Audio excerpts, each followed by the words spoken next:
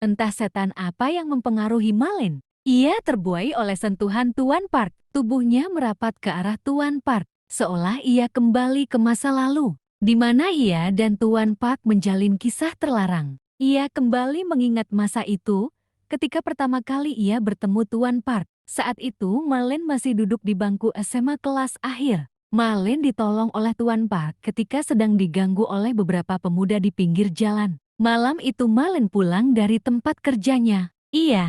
Setiap hari sepulang sekolah, Malin bekerja di restoran cepat saji untuk memenuhi kebutuhannya. Namun saat ia bertemu dengan Tuan Park, semenjak kejadian itu mereka jadi dekat. Tuan Park menyewa sebuah apartemen untuk Malin. Hubungan biasa di antara mereka berubah menjadi luar biasa. Tuan Park menjadikan Malin seperti simpanannya. Ia singgah ke apartemen Malin untuk sekedar melepas penat. Dan tentu saja semua itu bukan tanpa timbal balik. Tuan Park adalah sosok di balik selesainya perkuliahan Malin. Ia juga memberikan segala fasilitas mewah bagi Malin. Teman-teman yang mengenal Malin hanya tahu bahwa Tuan Park adalah ayahnya Malin. Padahal mereka terlibat asmara terlarang. Namun semenjak Malin lulus, ia tidak ingin terus-menerus menjadi kekasih gelap Tuan Park. Ia meninggalkan apartemen dan seluruh fasilitas yang diberikan Tuan Park, lalu mencari pekerjaan agar dapat meneruskan hidupnya. 5 tahun lamanya,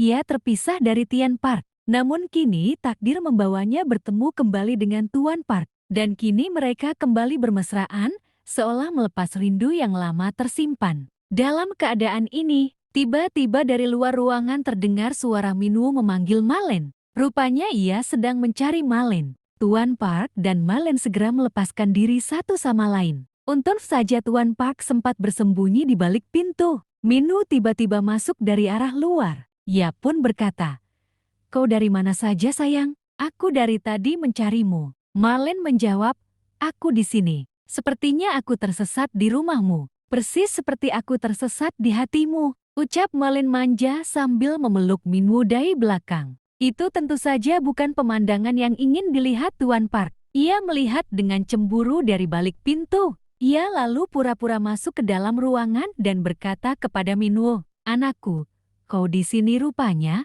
para tamu mencarimu. Kau sebaiknya turun, sementara ayah ada perlu terlebih dulu." Ayah hendak menelepon rekan ayah yang belum datang. Minwoo pun mengiyakan ucapan sang ayah. Ia lalu mengajak Malin untuk ikut turun. Malin hendak turun, namun ayahnya mencegahnya. Ia bilang, "Biarkan Malin beristirahat dulu di sini. Dia tidak banyak mengenal tamu kita. Nanti dia akan turun ketika sudah waktunya," ucap Tuan Park. Setelah Minwoo turun, Tuan Park kembali menghampiri Malin. Ia mencoba memeluk Malin, namun kali ini Malin berhasil mengelak. Ia bilang, "Dengarkan aku Tuan Park, kita tidak seharusnya melakukan ini. Aku adalah kekasih putramu, dan Aki sangat mencintai putramu. Sebaiknya kita akhiri hubungan kita. Kita tahu bahwa hubungan ini tidak akan berhasil. Ini dosa."